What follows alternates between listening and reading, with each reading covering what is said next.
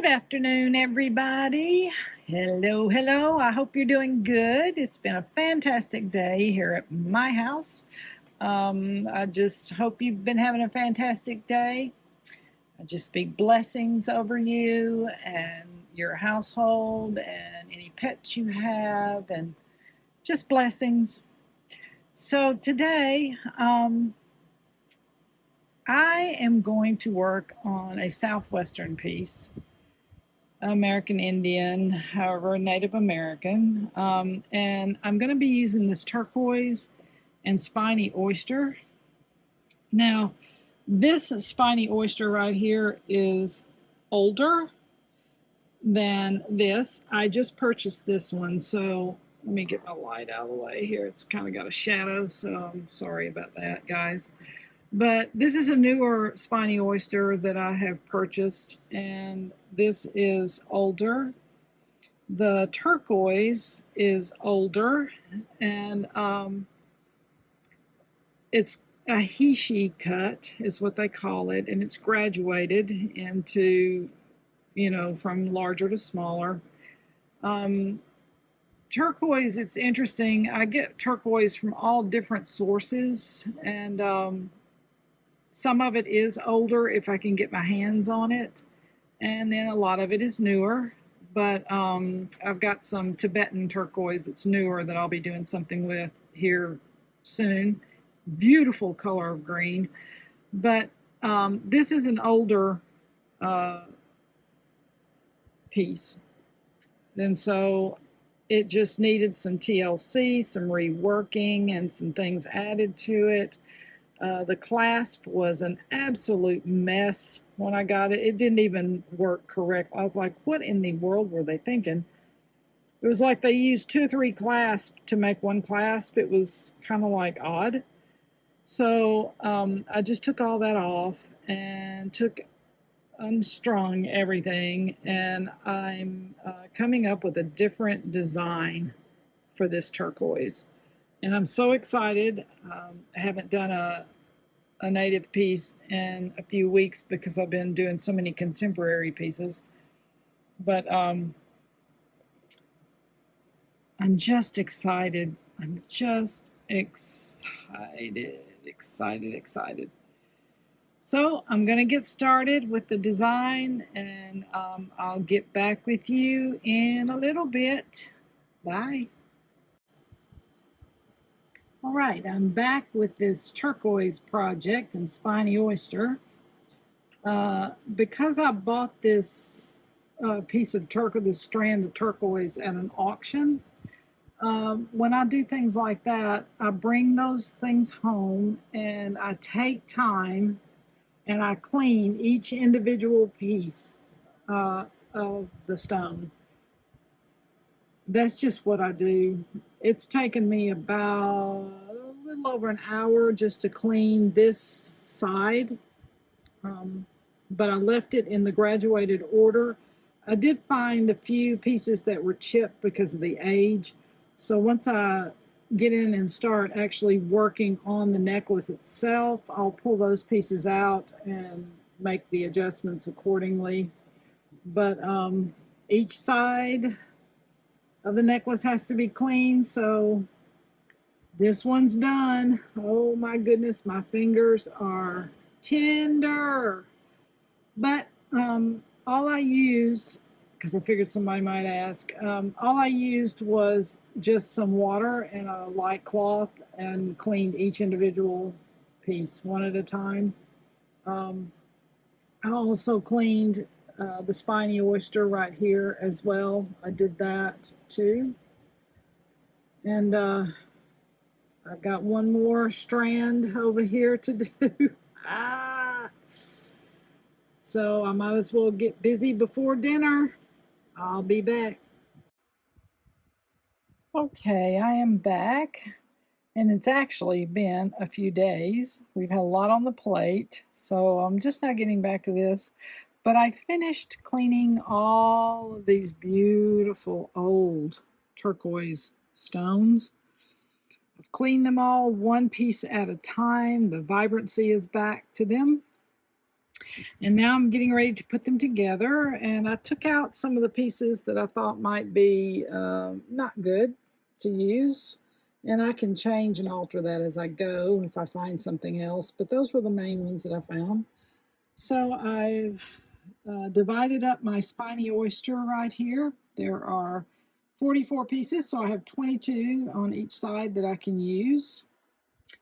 And where'd that go? Right there it is. Okay.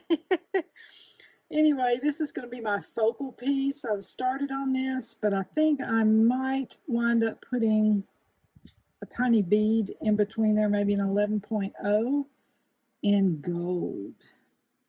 Now, this color, is that not just beautiful? Oh my goodness.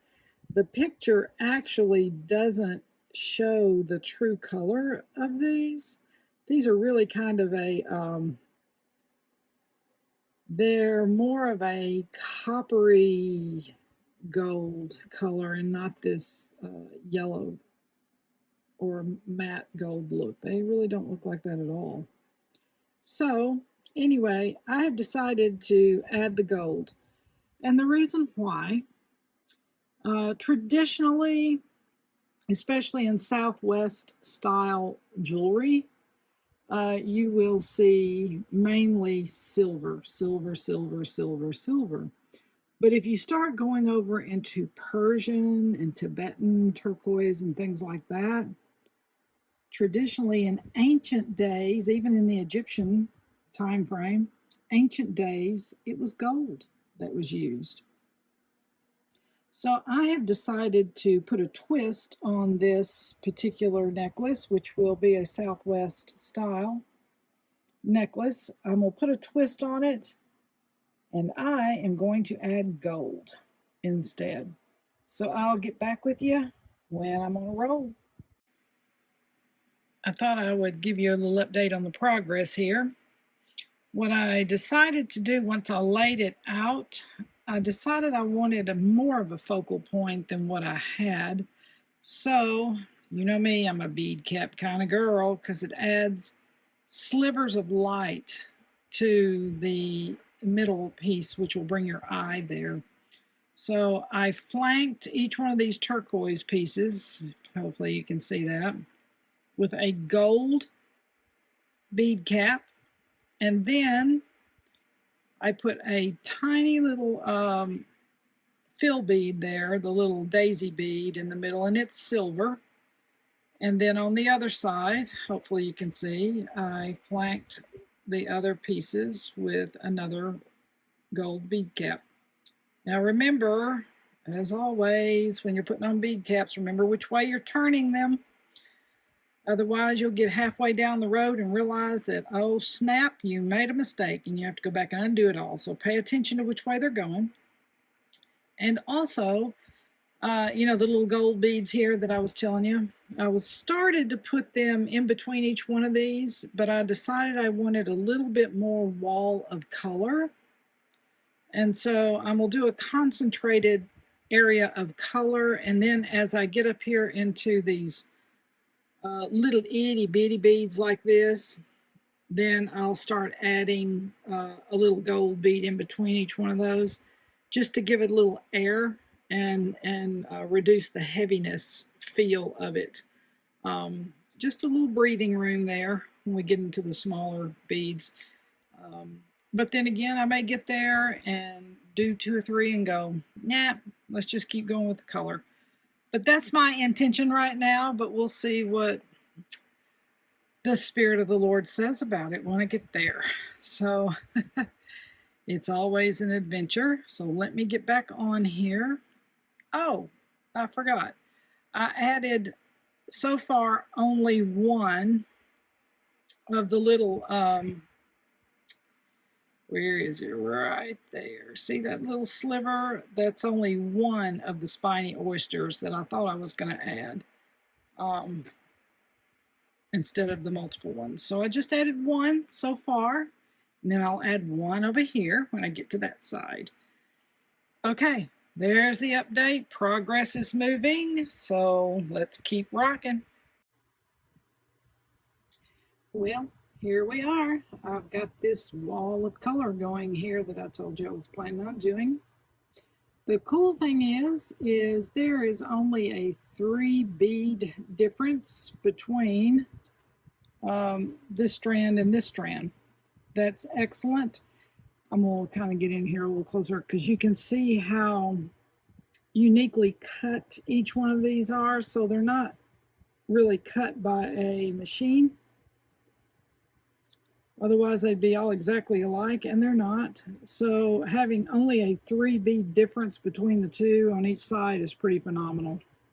Anyway, okay, so here's my focal point down here, and then I'm moving up with my wall of color. So now I'm going to continue my statement that I've got going down here with this little guy right here. I'm going to continue that statement up here to pull everything into focus and continue so it looks like it all goes together. In other words, it's not one thought down here and another thought here and then another thought here.